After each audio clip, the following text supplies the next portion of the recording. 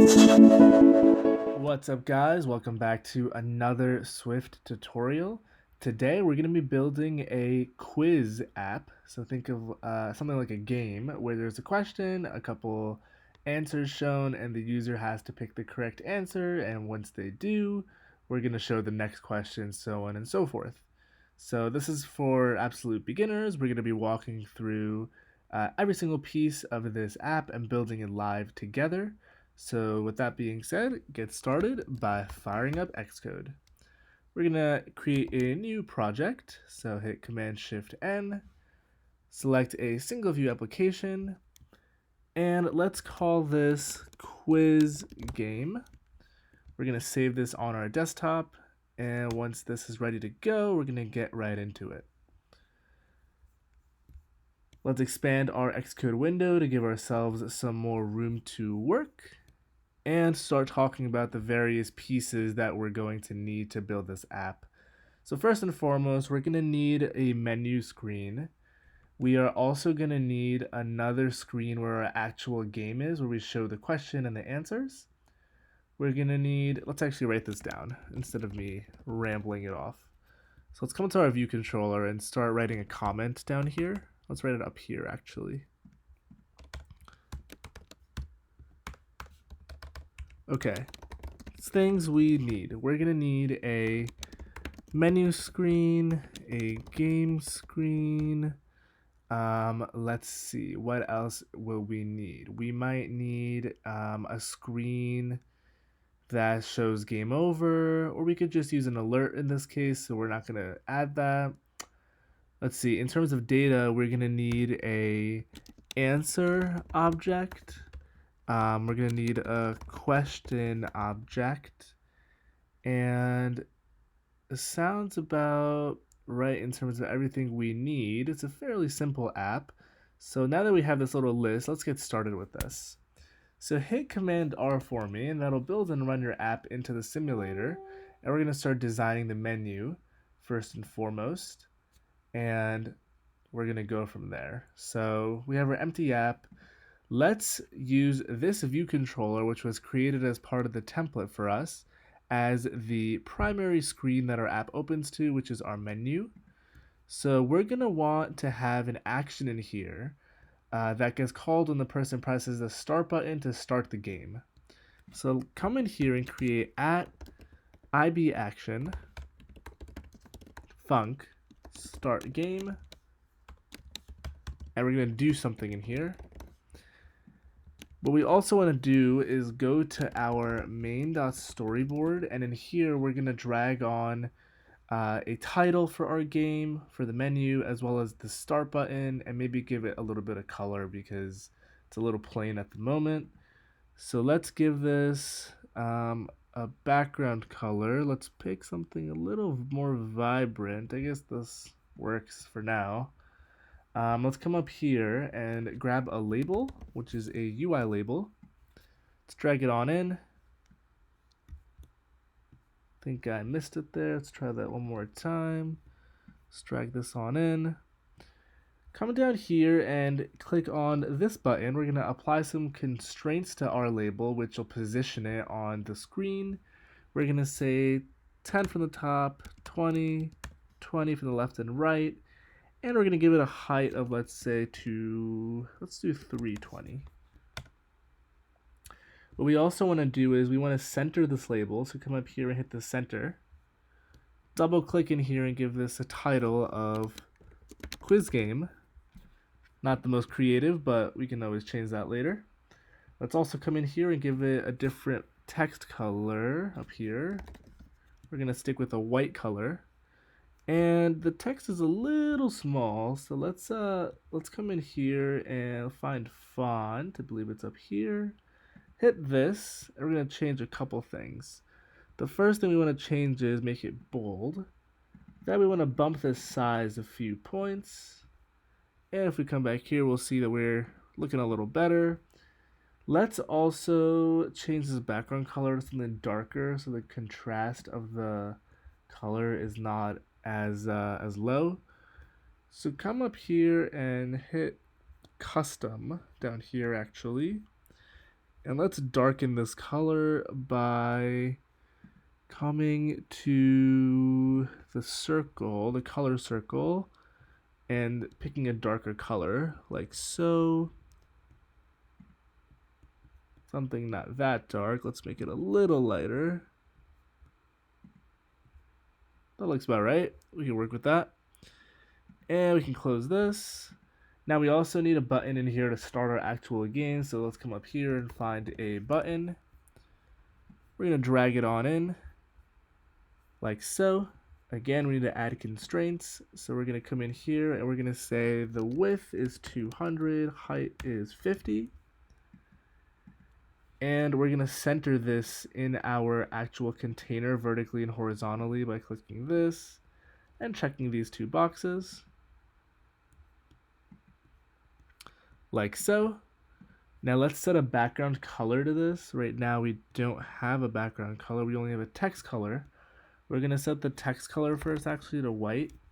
And let's find the background color option in here, which is down here. And let's set this to black. And lastly, for this screen, let's right click on our view controller. And because we added that IB action for start game, we see it here and we can drag from this to our button. And we want to select touch up inside. So touch up inside is basically the action that gets called once a user presses a button. So let's come up here and hit Command R to build and run our app and see what we get. Cool, as expected, the screen that we designed here is what we get here. So right now when we click on this, nothing happens because we haven't done anything yet. What we want to do next is add another screen where our actual game is going to go. And what we're going to do is come up here and search for view controller. Drag this on in like so. We're going to pick another background color that's not white to give a bit of a contrast in our dark themed game. Let's also come here and create a new file. We need a new file where the actual code for this new game controller is going to go. We're going to say new file, Cocoa Touch class. We're going to change this to view controller. And let's call this game view controller. Hit return to create it. And let's see, we can get rid of all of this code. And let's go back to our main.storyboard. And what we need to do for this new controller we added is specify the code that it's connected to and give it a name. So let's come up here, let's select this, and in here, for the identifier under this tab, just kidding, this tab, for storyboard ID, let's give it an ID of game. And we need to set the class to the new class we just created, which is game view controller. Let's head back to our normal view controller, the first one that we worked in, and let's show this new game controller when this button gets tapped. So we're going to say let VC equals storyboard dot instantiate view controller with identifier. Actually, identifier, this one, not with identifier, as game view controller.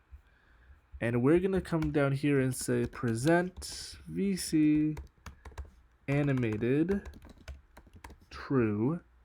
The other thing I want you to do is do VC dot presentation style is full screen. Let's hit Command R once more, and we'll see that we can now hit that start button on our controller, and we get our new screen, which is just black for now. Now what we want to do is show the actual question up here and the answers below in a list, and allow the user to select it and maybe press like continue, which will lock in their answer and we'll check if it's correct or not. So to do that, we're going to jump into our game view controller. Essentially, we need to build out the meat of this game now. So we want two objects to represent a question and an answer. So we're going to create them at the bottom of this file in the game view controller, just not in these brackets. Make sure it's outside of it.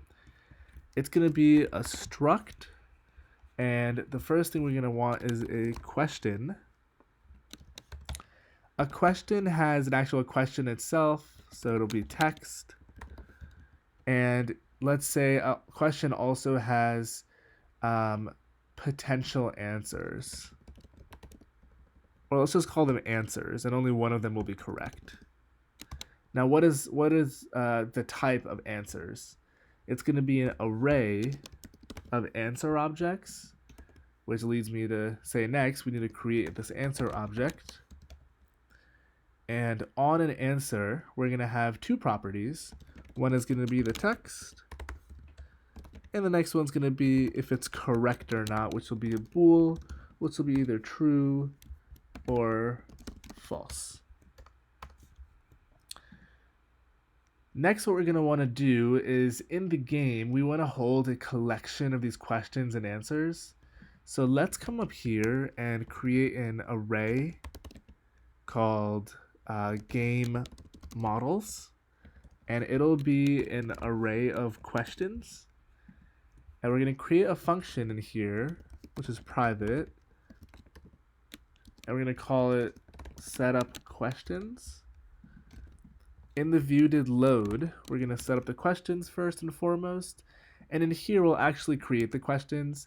Now I'm only going to create 3 for the sake of you guys not having to watch me sit here and come up with questions, but what we're going to do is basically say game questions, is that what I called it? Yep, game models, append, and we're going to create this question. So question, and a question has text and an array of answers. So the text, let's do something simple to kind of bullet through this really fast. We can always come back and add questions. Let's see, what is 2 plus 2? And an answer, this is going to be an array of answers actually. So we're going to open up brackets, and in here we're going to say answer, text is going to be, let's say 1, which is false. And I'm going to supply 4 answers per question, but in theory you can have as many as you want. So 2 plus 2 is 4. And let's put some random ones down there. The correctness of this is correct, true. And let's copy and paste this 3 more times. And let's just change the question. Let's see, what is 2 plus 10 and 2 plus 0? And let's change this one to 12. True, false, and 2 plus 0. So we already have 2 down here.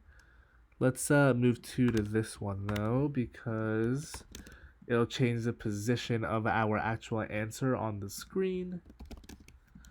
And like that, we have our questions and answers set up. The next thing we want to do is actually configure the UI, which is show the question and the answer. So we're going to create another function called configure UI. We're going to call it after we call this this setup questions function, and actually we're going to call it in view did layout subviews, which is the function that gets called after a user, or rather after the app has laid out any views on the storyboard. Let's see what else. We need another function which is going to get called when the user presses a answer, and in there we're going to need to check if that answer is correct. So we're going to call it private func check. Let's see, check answer, and this function is going to take in an answer and the question that it relates to.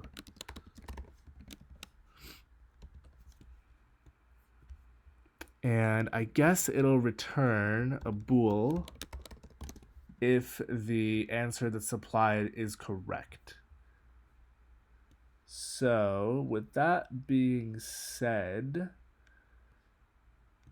what we can actually do is let's implement this function really fast just because it's fairly straightforward. We actually don't even need to pass in the question here because the answer has a property on it called correct or not, but we're going to be a little safer, and what we're going to say is first return false. So we're going to say in here if question dot answers contains, and we just want to validate that the answer that we've passed in truly exists within the possibilities for this question. So we're going to say $0.text equals answer.text, and answer dot is correct. Let's see, is that what I called it? Answer dot correct.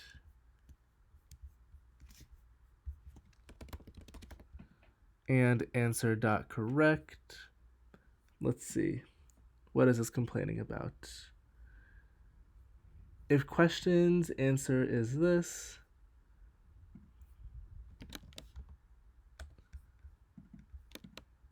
we can return answer dot correct if I spell answer correctly. A way we can simplify this is we can actually just return if both of these are true.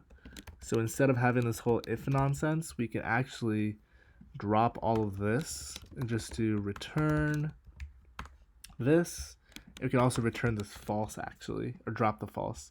So we can say we can return the result of if the answer to the given question contains something where the text matches the answer that we're passing in its text, and if that answer is correct. So if both of these are correct, we'll return true, otherwise it returns false. Now, what else do we need to do? We need to actually set up our user interface to show the question and the answer. The easiest way we can do that is through a text label up here and a couple buttons down below. But what we're going to do is we're going to use a text label up here and a table view down here. It's a little more correct and it's a little more flexible in terms of if you have longer answers instead of just simple one-digit answers like we do in our example. So to do that, we're going to need to create a couple outlets. And by a couple, I mean two. So we're going to do @IBOutlet. We're going to want a label. And we're also going to want a UI table view. Call it table. And we're going to actually implement the label first. So let's do label dot text equals question.text, and this configure UI should take in a question parameter. That way when we want to go to the next question, we can just call this function with the next question in our array of questions. So we want to first pass in here, configure UI, we're going to pass in, what did we call it, game models. We're going to pass in game models dot first.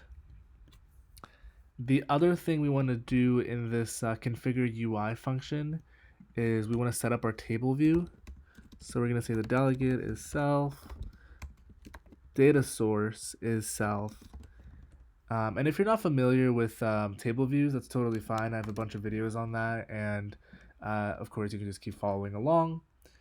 We also need to come up here, and in here we want to implement UI table view delegate and UI table view data source. We also want to create a temporary property up here called current question, which is going to be a question optional. And in here we're going to say current question equals question. And the reason we want to hold a reference to the question is when we configure the table, which is going to show the 4 answers, we need to know for which question to do it. And we want to implement those table view functions. So we're going to do number of rows, return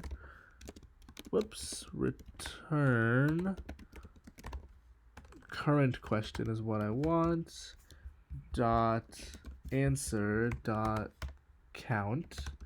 If that's nil, we're going to return 0.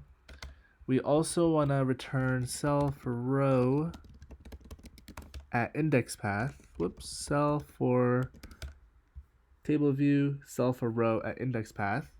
We're going to say let cell equals table view, DQ reusable cell with identifier, cell for index path, and we're going to say cell.textLabel.text equals current question dot answer, the given answer at that position, and its text. And actually, I don't think we need to define nil.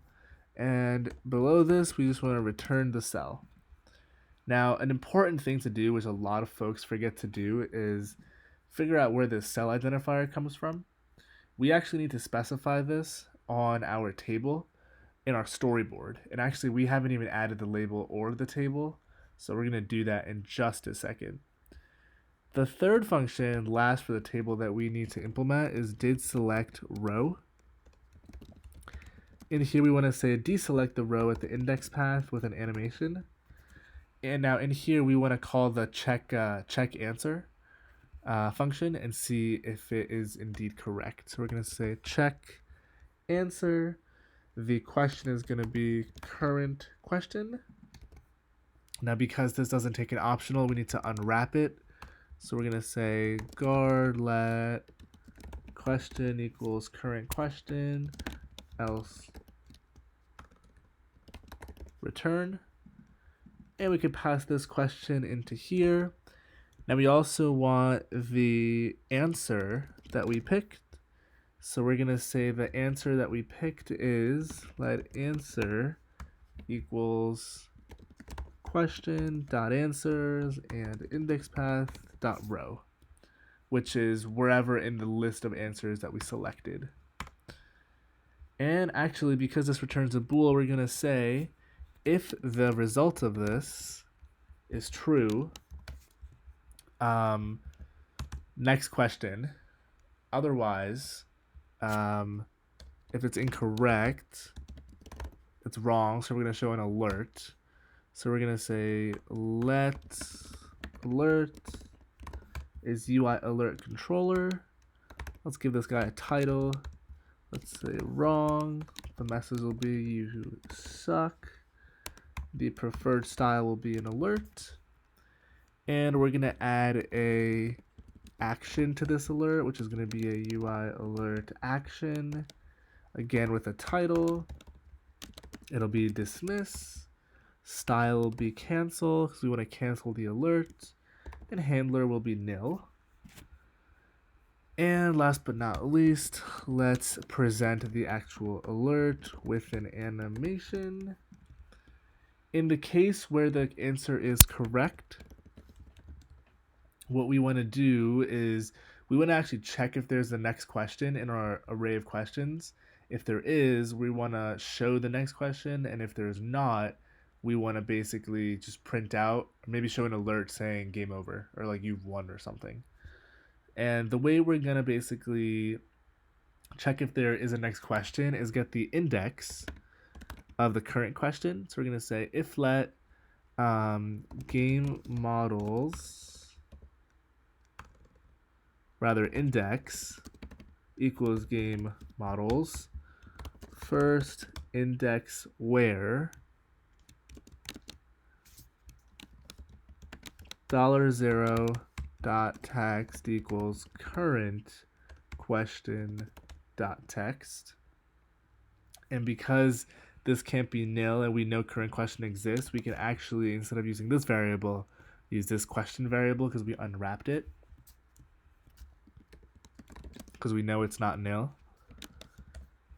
So we're basically going to say if $0's text equals question dot text, we found that index. And we're going to say if index is less than the game models count minus 1, next question, otherwise, end of game. So let me explain this a little bit. Basically, let's see, why is this complaining? Okay, there we go. It went away. So basically what we're saying is we want to get the position in our array of questions. So imagine we have an array of 3 questions, which we do here. And this is actually supposed to be 0, 1, 2. That's how the indices work.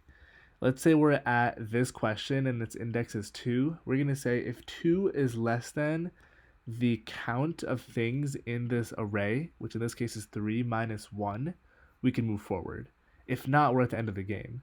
The reason that we do minus 1 is because the count of this array is not a 1-to-1 with the index positions, because the indices start at the number 0, whereas the count of the things in the array start from 1. So hopefully that made sense. But basically what we're going to do is we're going to say let next question equals as game models index plus 1. And we're going to say configure UI with next question.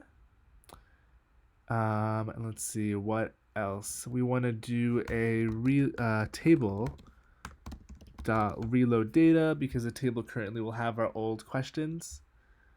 And let's see. In this, when the game is over, you've basically gone through all the questions. We'll show an alert again, and we'll basically say something along the lines of done, you beat the game. And let's hit Command B to make sure this is still compiling, which it is. And let's go to our main.storyboard and set up our views, and that should be the end of this game. I know I went through this very, very quickly, and I'm going to be going over every single thing that we did, so if you kind of miss something along the way, don't fret. So let's come up here and click on this to find our label, drag this guy in, and let's add some constraints to it. Particularly, we're going to do 10, 10, 10, and a height of 250. Hit this, and let's center this and change the text color to white. We are also going to increase the size. Whoops, this is lines. Lines we're going to set to 0 actually, which will have our text wrap onto as many lines as it needs. We're going to increase the size up here to something larger, like so. And next we want to add our table. So let's grab our table here, drag it on in, like so. And let's set some constraints to this. We're going to do 0, 0, 0, 0, which will actually set it to the bottom of the label and all the way down. On here, we want to add one table view cell, which is a prototype cell. We want to make sure we give the cell the identifier of cell that we used in our code. So select the cell over here, and then come on over here and type in cell. And last but not least, we need to connect our outlets. So let's right-click this, connect the label to the label, and the table to the table. And I believe that about does it. So let's hit Command R and see if this works. And if we have any issues, we'll address them as they come up. And if we don't have any issues, we'll do a quick run through. So here's our menu. Not the most good looking menu, but a menu nonetheless. Let's hit start. And we get our first question in here. What's 2 plus 2? Let's try hitting 1. And we get this wrong alert.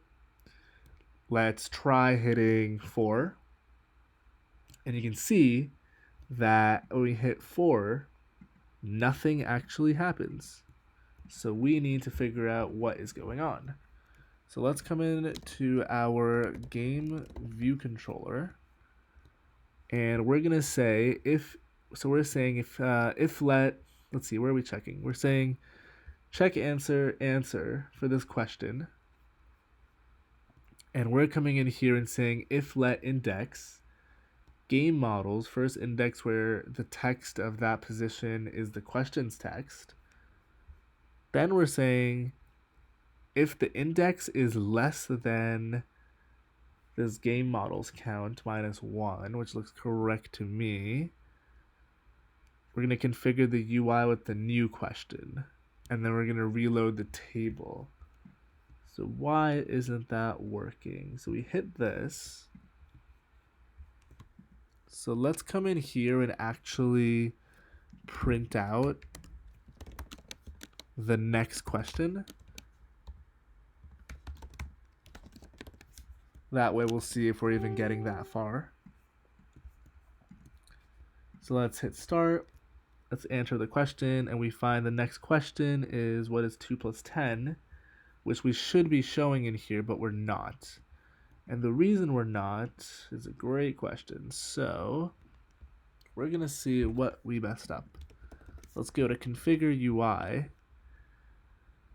In here, we should be updating the labels text with the question that we're passing in, which it doesn't seem like we're doing. And we're assigning the current question after that. And then we do this table view stuff. So let's actually put this table view stuff in here because we don't need to call that every time. And let's put the table.reload data in here because we can keep everything in this function and remove it from here. And let's see, next question is what we're passing in, game models. So let's try this one more time. And actually, what we're going to do is before we call this, we're going to say current question is nil. Because this function will set the current question to the new one. Let's come in here, hit 4,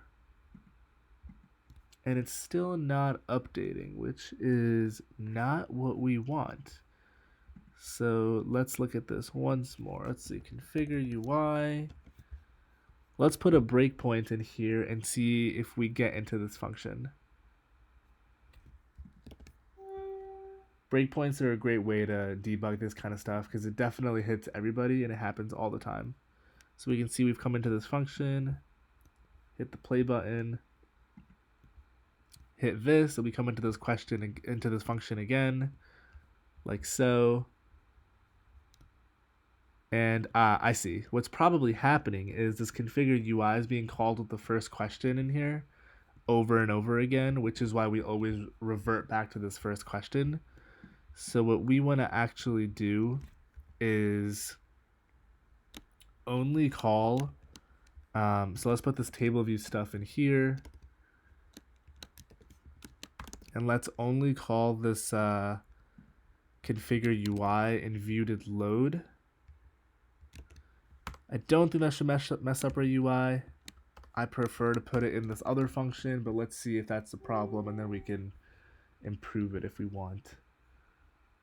So we get our menu, we got our 2 plus 2. Let's hit this, and beautiful, we get the 2 plus 10 now. So the issue was that when the table view was reloading, that view will layout subviews, or view did layout subviews function was getting called again. And if we look at that function, we had called the configure UI with the first question every time, which is why the actual question on the screen was not changing. So let's go through this question real fast. So 2 plus 10, it's definitely 1, wrong. Let's try 12, correct. Then we get the next question, 2 plus 0, maybe it's 1 again, wrong. And let's pick the correct answer, which is 2. And we come down here, we get done. You've completed the game basically. And at this point we might show like some animation or go back to the menu or something, but we're not going to do that here. But yeah, that's basically how you build a quiz game. I'm glad we hit a couple of issues along the way so you guys can practically see how to debug some of this stuff, because everyone's guilty of hitting problems along the way, and it's important to have the skills to figure out what went wrong. So let's quickly recap before we wrap up this video. So over here, we didn't touch this app or scene delegate. We started with the view controller, and this is super simple. We have a function in here, which is an IB action, which just presents this game view controller.